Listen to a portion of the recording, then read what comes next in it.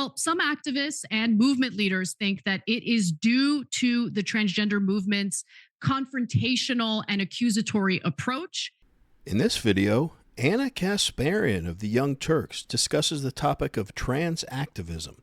Specifically, Ana Kasparian points to a variety of sources that suggest Americans are becoming less sympathetic to the trans cause, largely due to the tactics they use to spread their message.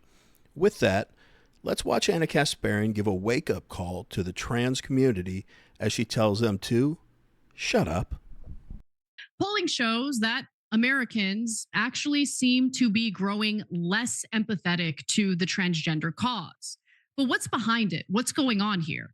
Well, some activists and movement leaders think that it is due to the transgender movement's confrontational and accusatory approach.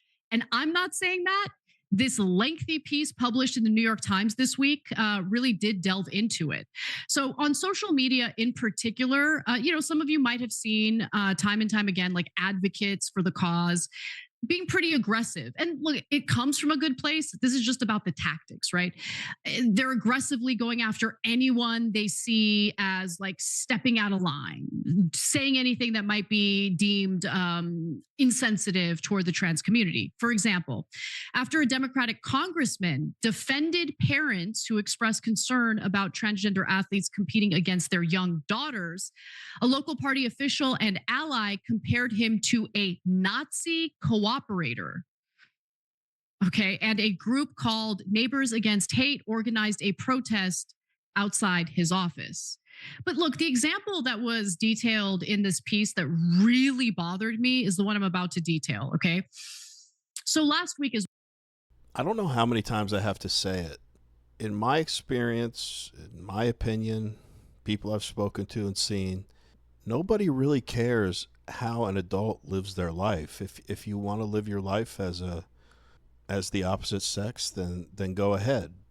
Most people's problems with the trans community come from the indoctrination of minors, mutilating their bodies, giving them hormones, giving them puberty blockers, and more relevant to this story, gaining rights at the expense of others, such as women.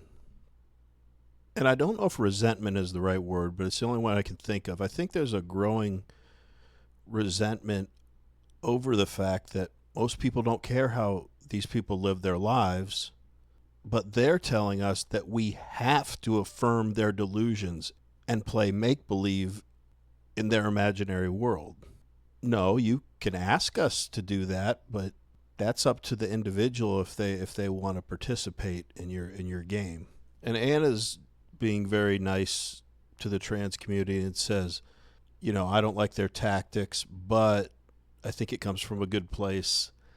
I don't know that it does. I think that the majority of these people are confused and angry and have deeper psychological issues going on, and their desire to be another gender is a symptom of that deeper root cause. So I think that aggressive approach that we're talking about comes from not the fact that they're transgender.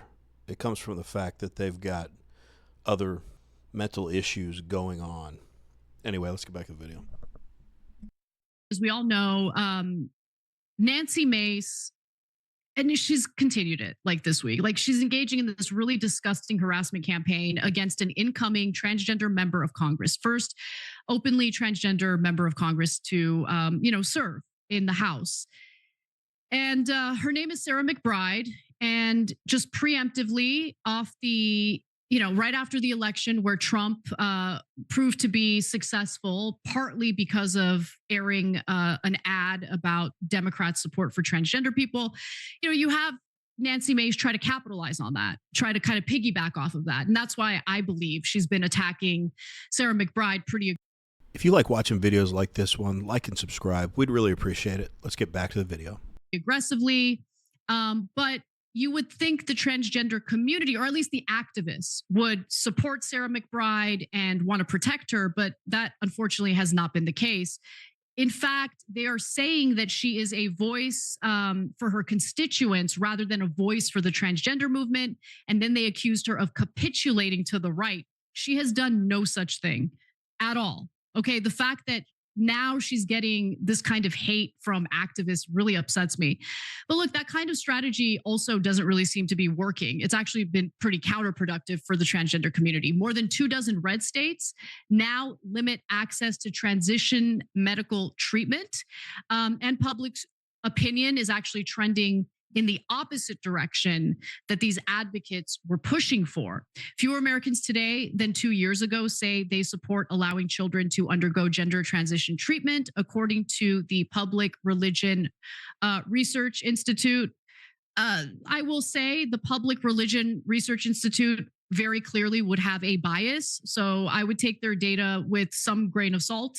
But nonetheless, you kind of see it when it comes to public opinion. So I remember in 2016, when Republicans were trying to make the bathroom issue a big deal, the majority of Americans weren't buying it. The majority of Americans are like, let's just stop harassing transgender people. It's the bathroom. Like, there's stalls. Everything's going to be okay.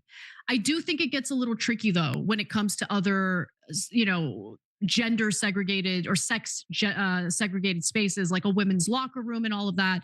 I don't want to get into the details, but like when it comes to the bathroom, most Americans were on the side of allowing transgender people to use the bathroom that they identify with. That's kind of changing now. I'm actually seeing a lot of support toward Nancy Mace and a lot of backlash toward the trans community. A 2024 YouGov poll found that 36% of Americans say societal acceptance of transgender people has gone too far. And that's actually a 7 percentage point increase since 2018. And numbers like that have led to some people rethinking their strategy. So Rodrigo Heng, I don't want to mispronounce his name, but Rodrigo Heng Littinen, who's the executive director of Advocates for Transgender Equality, argues, quote, "We have to make it okay for someone to change their minds. We cannot vilify them for not being on our side. No one wants to join that team." And he says, no one wants to feel stupid or condescended to. Another advocate named Mara Kiesling, who founded the National Center for Transgender Equality back in 2002, remembered an adage that she used 20 years ago about the legislative priorities. You can't say don't fire them until you can say don't kill them, meaning that advocates should focus first on measures that reinforce the fundamental humanity of trans. As far as this whole Nancy Mace campaign against allowing biological men in women's restroom in the halls of Congress, Anna called it a harassment campaign. I don't see it that way. Perhaps you can argue that Nancy Mace is trying to capitalize or get in the spotlight. However, I don't think it's unreasonable for women in any setting to feel safe in a space that, since the beginning of the invention of bathrooms, has been that place. Also, however, I think if biological men are allowed to use women's restrooms in the halls of Congress, it sets a really bad precedent for the rest of the country when state and local debates on the issue are happening. So while you can criticize Nancy Mace's methods, I think she is on the right side of this thing. And I think as an elected leader, they do need to lead by example. The message of keeping men out of women's restrooms wouldn't be as strong if Nancy Mace continued this campaign, talking to her constituents or talking to other groups. But they could say, wait, but they don't even have to follow those rules in Congress. Why should they have to follow them here? Then on the flip side, we always say the left eat their own, and the vast majority of transgender folks are on the left. And I guess now we can say the transgender community eats their own, because the fact that they're attacking this transgender Congress person, man, woman, instead of celebrating them, they are saying that she's or he's, God, it's so hard to do. She or he is capitulating to the right. I've seen no such thing. I don't know what they're talking about. But if you're part of the trans community, I would think at least that this would be someone to celebrate and admire within your community. Instead, they attack her. That is just bananas. And then they attack a Democrat congressman, nonetheless, for expressing concern that his daughters have to play against biological men in sports. And they called him, what, a Nazi or whatever they called him.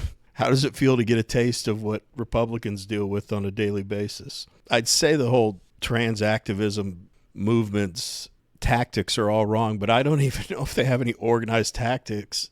They're just angry people. And unless you talk and act exactly the way they want you to, even if you're on their team, as you can see, they will come after you and vilify you. Anyway, let's get back to the video. Let's remember how the gay community won over the hearts and minds of Americans. It took a tremendous amount of patience. It took, like almost like a public education campaign so people could actually familiarize themselves with gay people in this country. But more importantly, they made an effort to like make clear, like, we're not a threat. We're just like everyone else, So I think that the patience is a difficult thing to have. I am an impatient person. And when I feel that I've been wronged or in whatever way discriminated against, whether it's because I'm a woman or whatever reason, you do feel that urge, that instinct to get defensive, to lash out. But you have to kind of think about what the bigger picture is and how this is really a persuasion campaign. And when your first line is to attack the person who isn't fully on board immediately, well, then you've just lost someone who might have actually been receptive if you were willing to just pause for a minute, take a breath if you need to, but come back and try a different way of getting that individual to understand where you're coming from. And that Yeah, I've thought this for a while. The way she described the gay rights campaign when they were seeking equality, I've thought about this for a while, how she's right. They were patient. They weren't aggressive. And of course, like she said, if you think you're being wronged, it's reasonable to be impatient. But that impatience shouldn't lead to attacking anyone who has a 1% different view than you do.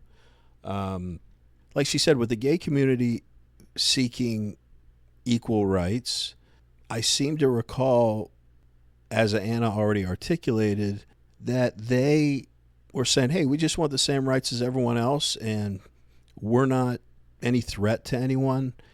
And I don't remember a lot of anger and demonstrations, and I'm sure some happened, but not to this level. I just remember, because of their demeanor and because of their tactics, that over time the public softened a little more and a little more and a little more. And then after a while, you just started seeing either state level or federal level policies being changed in their favor. So, yeah, I think the gay rights activism and the trans right activism movements is like comparing apples to oranges. And the final thing I'll say is Anna's right. The tactics of the trans movement are pushing away people that could be allies. Someone that's indifferent about it or on the fence about it, but receptive, they're pushing them away by screaming and yelling. I could just see someone being like, I don't really care about it, but I know I don't want to deal with that. Anyway, we want to hear from you. Do you guys agree that the tactics of the trans community are having the opposite effect that they want them to? They're just turning people off. I mean, I guess all the data Anna showed would suggest that, but so I guess just let us know your thoughts on what's been discussed here. Do you agree that empathy towards that community has waned over the past couple of years, and I'd say with increasing speed over the last year or so? I just feel like more and more people are like, yeah, I'm done with this. This is stupid. Anyway, that's it for this video. As always, really appreciate you watching, and we will see you on the next one.